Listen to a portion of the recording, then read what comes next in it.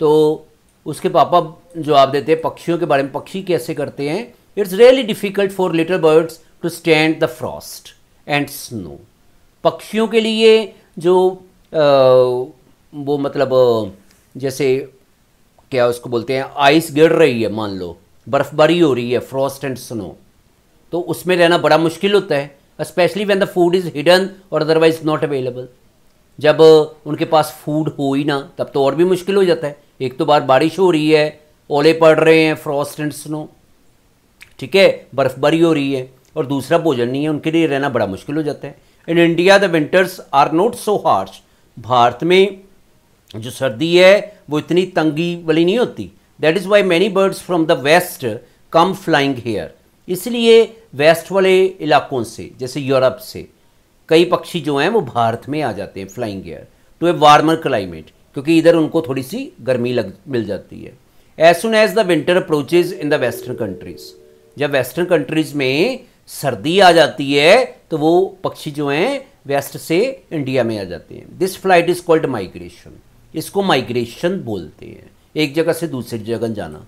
Do they fly very long distances daddy?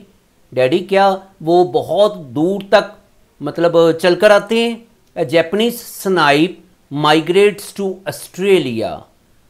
तो एक Japan का पक्षी है स्नाइप, वो ऑस्ट्रेलिया में जाता है with non stop flight of over 3000 mile, और 3000 मील दूर है ऑस्ट्रेलिया, वहाँ चलकर जाता है, उड़ता उड़ता, मतलब बिना रुके हुए। Birds from northern America fly down to Patagonia in South America and that too twice year. इस तरह नॉर्थ अमेरिका से कई पक्षी जो हैं वो साउथ अमेरिका में एक जगह है पेंटागोनिया, वहाँ पे जाते हैं और साल में 2 बार जाते हैं वो, ठीक है। They cover in a direct flight a distance of no less than 11,500 mile. तो वो 11,500 माइल चलकर जाते हैं।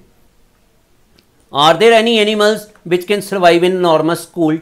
क्या ऐसे कोई जानवर हैं जो बहुत सर्दी को सहन कर सकती हैं? ऑफकोर्स, निश्चय ही। देयर मैनी क्रिएचर, बहुत से ऐसे जानवर हैं which can stand enormous cold and still survive, जो कि बहुत ज़्यादा सर्दी सहन कर सकते हैं और फिर भी जिंदा रहते हैं। ए frog can remain live in a temperature of -28 degree centigrade below the freezing point. तो जो फ्रॉग है वो -28 डिग्री सेंटीग्रेड पे भी जिंदा रह सकता है। Below the freezing point, freezing point होता है 0 डिग्री सेंटीग्रेड, तो 0 से 28 नीचे जाकर भी, मतलब -28 उसको बोल देते हैं, वहाँ पे भी फ्रॉग जिंदा रहता है। इस तरह कैटरपिलर जो है frozen to -42 degree centigrade have remained life for more than a week, वो -42 डिग्री सेंटीग्रेड तक भी एक सप्ताह तक जिंदा रह सकते हैं। इस तरह बैक्टीरिया और वायरसेस जो हैं they resist the temperature up to -193 degree centigrade. Bacteria और वायरस जो हैं, मतलब जो माइक्रो ऑर्गेनिजम्स होते हैं जिनसे हमें बीमारियाँ भी कई लग जाती हैं, वो -193 डिग्री तक भी जिंदा रहते हैं। फ्यू, अरे ये तो बड़ी हैरानी वाली बात है, said Anita. As she raised her eyebrows in wonder, उसने हैरानी से अपनी आइज को उठाया। फर्दर कंटिन्यूस, उसके पापा बोलते जाते हैं, क्रिएचर्स विद फैटी लेयर्स, तो जो जानवर मतलब थोड़े से मोटे होते हैं, फैटी लेयर जिनके ऊपर परत होती है फैट की, वह under the skin are not affected much by the cold, उन पे सर्दी का असर नहीं होता। कंसिडर द पेंगुइन, जैसे पेंगुइन है, ठीक है। Different layers on their body provide insulation from cold, तो उनकी बॉडी पे बहुत ज़्यादा लेयर्स होती हैं, मतलब वो मोटे होते हैं, तो उससे वो सर्दी से बचे रहते हैं। Their feathers in outer layer trap air, और उनके जो बाहर वाले पंख होते हैं उनके बीच में हवा आई होती है, ठीक है। एंड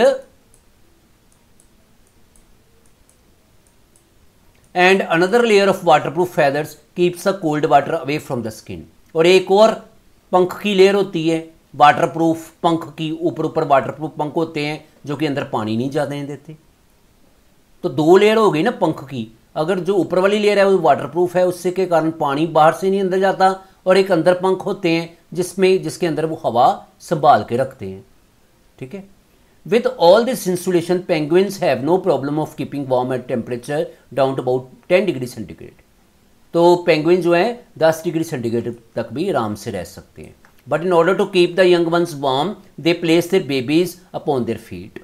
लेकिन अपने बच्चों को गर्म रखने के लिए तो अपने बच्चों को अपने पाँव में रखते हैं, so that their little bellies are removed from the cold touch of the ice, ताकि उनको सर्दी ना लगे। That's like having their own natural hot water bottle upon their feet. Anita laughed, Anita हंसने लगी। जिसका मतलब है कि जैसे हम पानी की बोतलें गरम गरम अपने पाँव पे रखते हैं तो वो भी ऐसे ही रखते हैं, ठीक है ना। How do hairs and rabbits, जो खरगोश वगैरह होते हैं, वो कैसे ओवरकम कोल्ड वेदर, वो सर्दी से कैसे बचाव करते हैं। I do not think they hibernate, तो वो तो नहीं सोने जाते ना, because I saw a rabbit running in snow on the discovery channel, said Anita. Anita ने कहा मैंने डिस्कवरी चैनल पे रैबिट को सर्दियों में भी स्नो पर भागते हुए देखा है। If a rabbit has been chased all over the snow it runs until the hair beneath its body dries up completely. तो कहते हैं कि अगर एक रैबिट का कोई पीछा करता है, चेस्ड, ठीक है, मतलब स्नो के ऊपर, तो वो भागने लग जाता है, तब तक भागता रहता है until the hair beneath its body dries up completely, जब तक उसके बॉडी के नीचे वाले बाल सूख नहीं जाते। Then it seeks rest in a warm place, तब एक गर्म जगह पर जाकर रेस्ट लेता है and goes off to sleep, और सोने चल जाता है। Its long hairs are pressed closer to its body, और इसके एयर जो हैं वो भी इसकी बॉडी के पास ही होते हैं, so that know unnecessary heat is given away, ताकि हीट इसकी बॉडी की बाहर ना जाए। In fact the mice and rats protect themselves in the same way, और जो चूहे हैं वो भी इसी तरह अपने शरीर को बचाते हैं। What happens during hibernation daddy, daddy जब ये जानवर सोने जाते हैं तब क्या होता है। व्हेन एनिमल्स हाइबरनेट, जब जानवर सोते हैं, they roll up and go off to sleep and continue sleeping until the arrival of warm spring sun. वो गोलमोल करके सोते रहते हैं, अपने आप को बॉडी को गोल करके रोल अप, ठीक है, और तब तक सोते रहते हैं जब तक गर्मी नहीं आ जाती, सन नहीं आ जाता। It stimulates their blood circulation, इससे उनका जो ब्लड सर्कुलेशन है वो चलती रहती है। And they wake up again, गर्मी के कारण जब गर्मी आती है तो उनके ब्लड को पता चल जाता है, चुभन होती है, स्टिमुलेट, और वो उठ जाते हैं। Then the moment the autumn cold starts they collect a lot of food, जब पतझड़ में सर्दी आने वाली होती है ना तो वो काफ़ी ज़्यादा भोजन इकट्ठा कर लेते हैं, which they hide and keep ready to satisfy their needs in waking hours, और वे भोजन अपने पास रखते हैं जहाँ पे उन्होंने सोना होता है, ताकि जहाँ जब तक सोना है उनका भोजन उनके पास रहे। Snakes gather into groups, snakes भी इकट्ठे मिलकर रहते हैं। Frogs and toads crawl into holes, और जो फ्रॉग हैं या टोड हैं वो छोटी खुडों में भागते रहते हैं, क्रॉल करते रहते हैं। Whereas bats hang upside down and go off to sleep, और जो बैट है, चमगादड़ हैं, वो अपना मुंह नीचे करके वृक्षों के साथ लगाकर सोते हैं ऐसे। ओकेजनली, कई बार, सम टिल वेक अप, उठे रहते हैं, कई तो उठे रहते हैं, जागते रहते हैं। Go out and look for an insect and then return to the common group for a further long sleep, कई उठकर चल जाते हैं और इंसेक्ट को पकड़ कर लाते हैं और फिर सो जाते हैं। व्हेन द सीजन्स चेंज, जब सीजन बदलते हैं, एंड स्प्रिंग ब्लोसम, और स्प्रिंग आ जाती है, फूल पतझड़ फूलों का मौसम आ जाता है, दे शैल वेक अप, उठ जाते हैं, रिफ्रेश्ड एंड अलाइव अगेन, और फिर तैयार हो जाते हैं। Suddenly the light come on, तो जब वो दोनों बेटी और पापा बात कर रहे होते हैं तो बिजली आ जाती है। The programme on Discovery Channel was already over, Discovery Channel पर प्रोग्राम खत्म हो गया होता है। But Anita did not seem disappointed on having missed an informative programme, लेकिन अनीता को ये प्रोग्राम जाने का कोई दुख नहीं ज़्यादा होता।